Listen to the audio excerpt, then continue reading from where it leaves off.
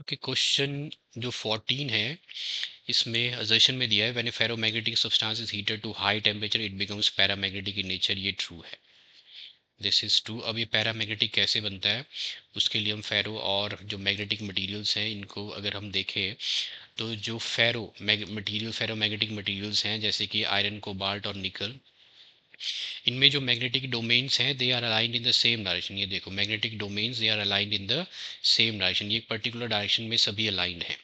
तो यहाँ पे जो नेट मैग्नेटाइजेशन है वो ज़ीरो नहीं है हर एक डोमेन की, ये एक पर्टिकुलर डोमेन है।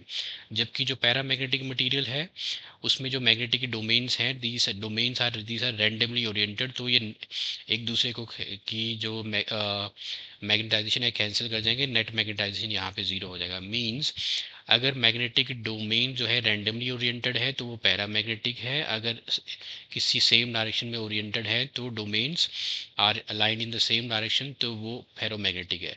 अब यहाँ पे क्वेश्चन में इसमें दिया है कि when they are heated to high temperature, तो सभी फेरोमैग्नेटिक मटेरियल का एक क्यूरी टेम्परेचर होता है। जब इस क्यूरी टेम्परेचर के ऊपर अगर आप हीट करो तो थर्मल एजुटेशन से डोमेन्स की अलाइनमेंट जो है डिस्ट्रॉय हो जाएगी। जब डोमेन्स की अलाइनमेंट डिस्ट्रॉय हो जाएगी तो ये बिलो क्यूरी टेम्परेचर के नीचे हैं।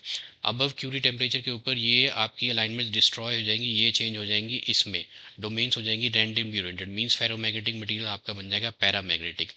तो यहाँ पे इसीलिए जो असर्शन जो है वो ट्रू है। अब इसका रीज़न ये नहीं है, रीज़न जो था मैंने ये बताया कि जब क्यूरी टेम्परेचर के ऊपर अगर हम हीट करें तो उससे फेरोमैग्नेटिज्म लूज हो जाएगी और वो पैरामैग्नेटिक बन जाएगा। तो रीज़न तो आपको दिया नहीं है, ये करेक्ट रीज़न नहीं है, ये फॉल्स है। तो ये रीज़न नहीं है, सॉरी रीज़न नहीं है। अब यहाँ रीज़न में दिया the disappearance of magnetization of ferromagnetic materials abrupt, ये सडन होती है। जो मैग्नेटाइजेशन जो लूज करेगा फेरोमैग्नेटिक मटेरियल ये एब्रप्ट है, ये सडन है, ये ग्रेजुअल नहीं है, ये फॉल्स है। क्योंकि जैसे जैसे आप टेम्परेचर बढ़ाओगे तो ये धीरे धीरे जो है मैग्नेटिक डोमेन्स जो है ये रैंडमली ओरिएंट होंगी और फिर ये बन जाएगा आपका पैरामैग्नेटिक मटेरियल। तो अब्रप्ट नहीं है, एकदम से नहीं होएगा, इट्स ग्रेजुअल।